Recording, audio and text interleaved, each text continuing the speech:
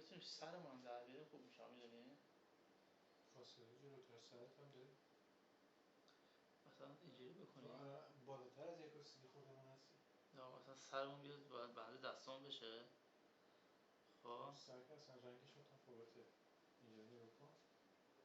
نه وقتی میاد داخل رنگش متفاوت سر شروع میکنه به رنگ گرفتن میبینی؟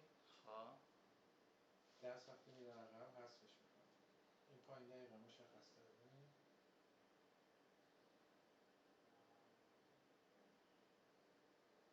این آبیه رو ببینی شروع میکنه به رنگ بندی کردن تو فاصله که من میخوام. نه من میگم مثلا بیام جلوتر خب کل بدن هم میگیره دیگه قبول داری؟ الان تو چه فاصله هستن؟ الان تو فاصله 1 متر و 10 متر 16.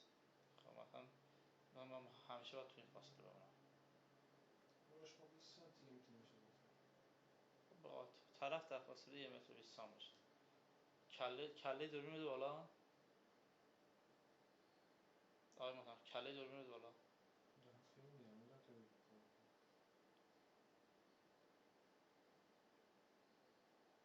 تو یکم دیگه براتر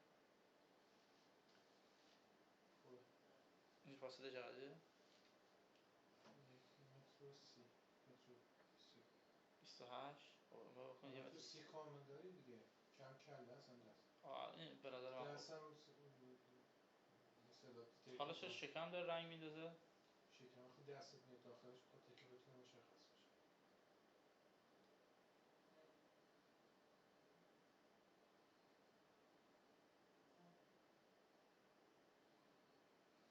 چون چشم تغییر دیگه خوب سیاه تغییرش کنیم بدتر میشه.